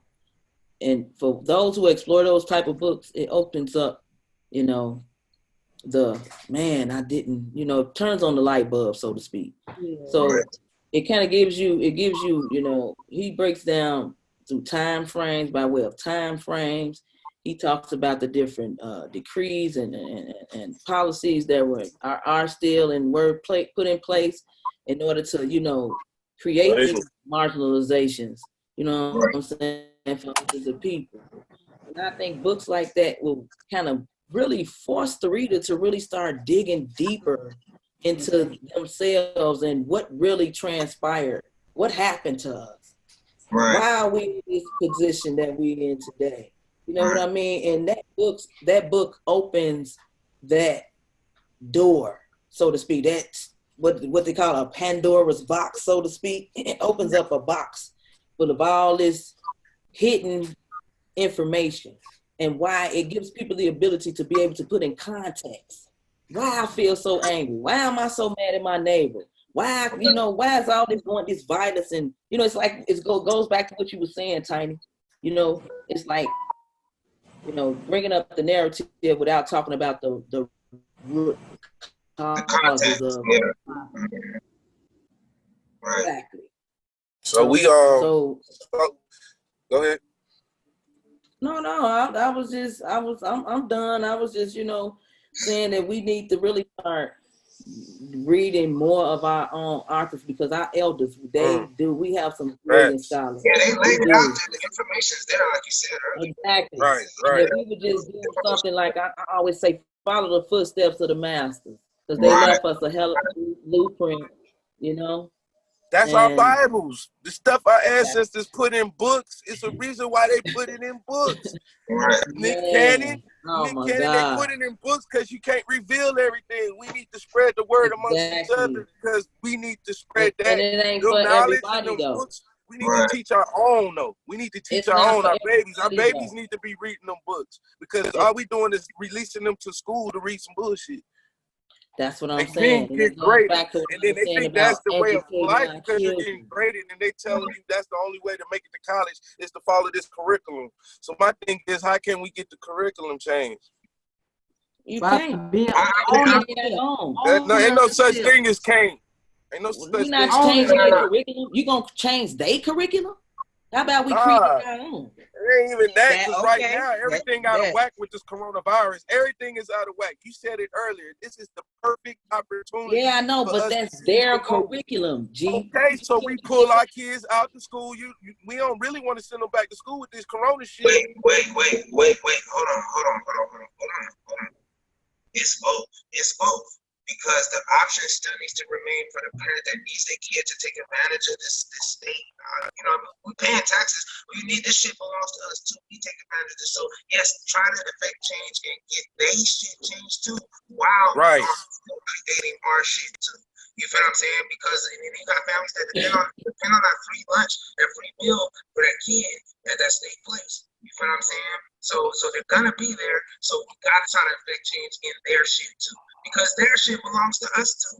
We can have our own independent shit, and we need a piece of this shit too. Because guess what? We done fought in every war. You feel what I'm saying? We done fought valiantly in every war. He done raped us multiple times in multiple ways, financially and physically, and all that type of stuff. We don't even gotta go into all that. So this bitch belongs to us too, and we can have our own shit too. That's it. That's all the minister said. That makes sense. So what would life be without us? What would life be without us in America? For real. I ain't fuck them people. Don't ask That's how I feel, but some people try to take advantage of that. I feel like you know how lame this country would be, though? I wouldn't send them to their hospitals, none of that. You know what I mean?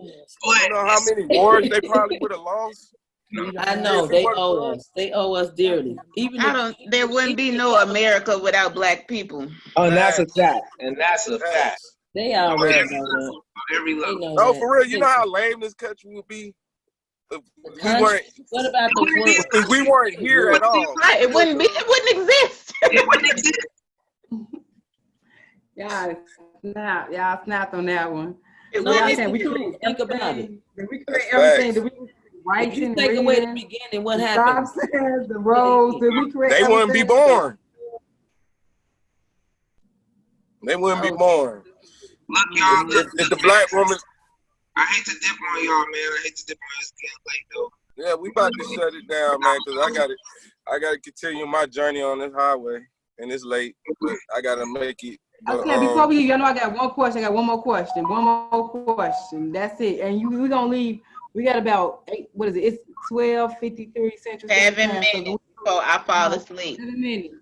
So I got a question, y'all. Leanne, I gotta ask you something. With everything you guys have learned, Isha, Tiny, John, with all the consciousness, all the books you have read, tell me how you keep a sane mind, knowing what was done to us deliberately in our condition. How do y'all keep this sane up here? For me, right, it was the spiritual awakening is what kept me sane. If I'd have had that, I probably would have blew myself up in a federal building or something like that. Went out some kind of way, you know. But it's knowing that this is an illusion. This is not real. This is my individual journey. So it's all about trying to see this, so I don't have to incarnate it. You know what I mean? So that's what keeps me sane, truthfully. Okay, got you. I stay sane. Y'all already know different things. Meditation. You know, I meditate. My kids, teaching them the game. Watching them make the same mistakes I made as a child, seeing myself in them, but knowing that their future is bright because look how I came out. So it's like giving them the game now, the knowledge itself, you know, knowing what our people done been through. So when they go out, they know it ain't no secret. So when you know somebody talking about you or say the wrong things, you know to check it quick. And if they bring somebody old enough, then you know you got a king of a daddy to come get. You know, my kids, man, and stay in work, stay focused on success, because I ain't done yet, you know. Stay focused on success, building a franchise to where we putting this knowledge out here in a different way, not just disrespecting they, but actually educating ours. You know, I don't care how they feel. You know, I don't care how they feel what I say. I'm not the best Englishman because I'm not English. So, straight up. So when I speak, I'm going to speak where I'm comfortable. I'm comfortable with my streets because that's where I was at. So in order for me to get to my people, I have to speak their language. I can't speak all proper and all that because then they ain't even going to recognize me. Right. So if I could get the knowledge to them, being myself, and all I'm doing is trying to find an army of men to go out there and get them because the church ain't doing it. See, it's a lot of examples that I always resort back to that because that was my beginning. That's what I was given, but I know what it is now. But I have people still trapped in that. So the only way I could get them to see things on the 2020 side of things is to point out certain things like the pandemic, where the church was at. They supposed to be spiritual, right? They supposed to be spiritual and all that, but it ain't. Once they said stay in the house, they closed the church. But when we was in church, they say the doors of the church is always open, you know. Then you got people marching. This is for all religions, you know, even the one I follow. You know, everybody was in the house. Nobody was seen. Everybody let chaos happen. So now you got to realize, okay, this is all what Tiny said, an illusion. And I got to create my own world. No reality. So me knowing that, manifest it. You gotta manifest it. You got the power to do that. But this how I stay saying that I got the power to change my predicament. Right. Yeah. Right. And it's like all I want to do is be that change that I want people to see so they'll know. Like I got a cousin that's my co-D. He went to prison with the same charge. He came out of prison, got a job washing cars at Dodge, right? The brother is like making major figures now. He's making like salary money now. He's not washing cars no more. He's over the people now. You know, certain people in his section. So it's like you got them type of examples set because, you know, we got people, brothers that use a lot of excuses. I'm failing. I can't. You know, it's a lot of excuses out here on both sides, even women. I could dig deep, but that's later on conversations. You know, There's mothers out here that take advantage of the system. You know, it's fathers out here that force the woman. Man, to they take supposed the, to take advantage of the system, though. system. Shit, get what you can get out these motherfuckers. They owe you. But at the same time, yeah, get my I'm reparation. with it. But I'm with it. But at the same time, you got to keep your sanity. They not keeping their sanity. They let that little money go to their head, and it be fights. Like even just tax season. You always hear about arguments. This motherfucker didn't give me that's this. just indicative of our social economic position, period. Right. Okay, we got 3 minutes now. 2 minutes. Isha and then Leanne. 2 minutes, y'all. Isha, what keeps you sane up here? Well, I guess we would have to define what fucking sanity is, because everybody thinks I'm fucking crazy anyway. I don't fucking give a fuck though. So with that being said, what keeps me sane is the fact that I know, like my brother said, like this shit is not fucking real. This shit is like a simulation. It's like you're playing fucking VR. So at the end of the fucking day, like I do whatever the fuck I want to do, keeping in mind that I have other people who gonna do whatever the fuck they want to do too. And I'm not gonna ever try to infringe upon anybody else's right to do whatever the fuck they want to do too. So I'm gonna always keep all of those things in mind while I'm having fun, talking shit, and being that spiritual ratchet bitch that I am. Uh-oh, you snap, Isha. Leanne. What keeps me sane? Basically, is meditation and laughter. Doing stuff like this with you all keeps me going back to the center, because if I let the cares of the world and trying to enlighten everybody and educate people who sometimes it's like talking to a brick wall, I probably would be banging my head against that wall. But I have to meditate, and then I have to just rely on me knowing my purpose, knowing that my purpose is to enlighten myself, enlighten my children, enlighten my people. I have to, because I can't deter from that track, because I have to keep on it. So I have to meditate. I have to get back to myself and then reassure myself that, okay, you on the right path. Keep doing what you do. Right. Facts. All right, everybody quick. Everybody give their name for their platforms. Get where they can reach y'all at if they want to holler at y'all, if they like what they heard. Yeah, anybody go.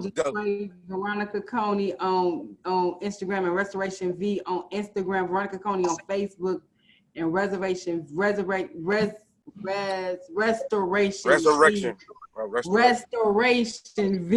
on Instagram. Sorry about that. But anyway, I was gonna say is me, like what keep me saying is knowing my purpose. And I'm glad you said that, Leanne, because I was thinking like, okay, knowing my purpose, and my purpose is to create an economic evil plan for me and my, I don't know about nobody else, but I'm following the money bag. I'm like, this stuff is crazy. We need to raise our financial IQ. That's what keeps me saying. Understand the situation was done by design.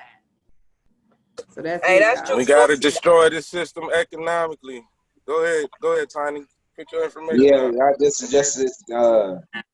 Only thing I would say is that's facts. We got to take our economic power. We got to take control of our economic power. Over $1 trillion of spending. We have the economy of a nation, a first world nation within this nation. Just us. So we just got to take control of that. So that's facts. And on that note, the only contact I would say is shopthemetaphysical.com.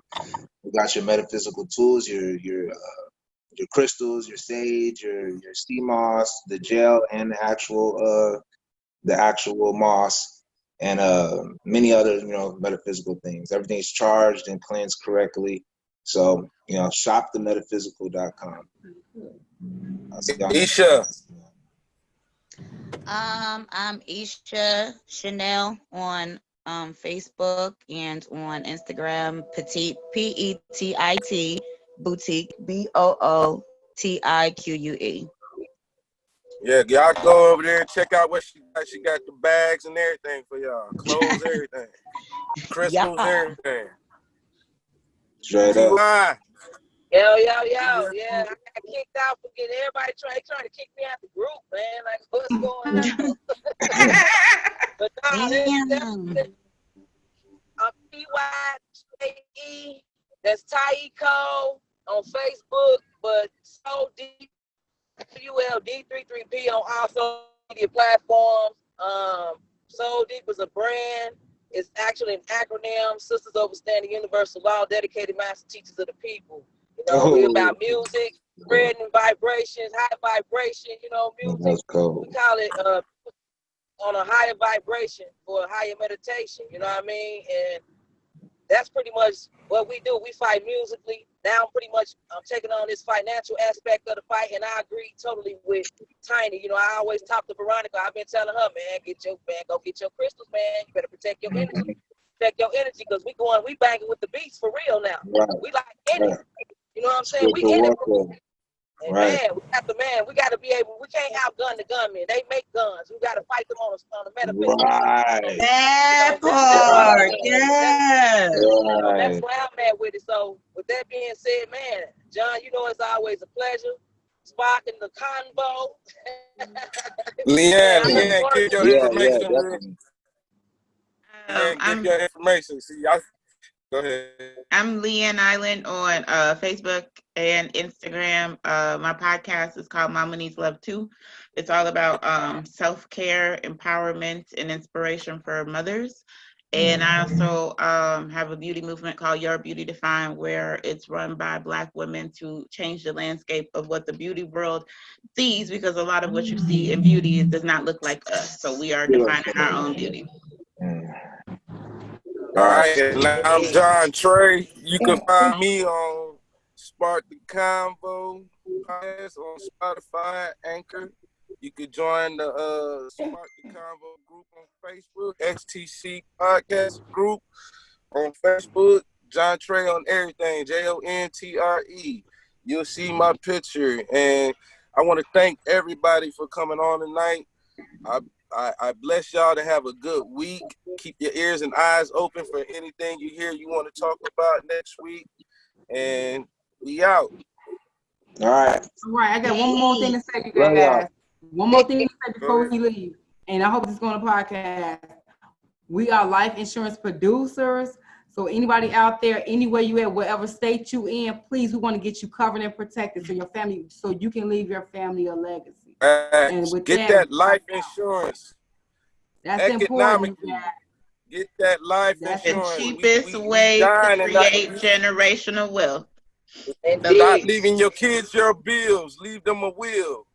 I like that. Yeah. All right, with that being said, we Spark the Convo. Ashe.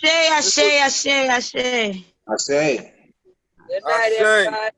It was a pleasure. Pleasure.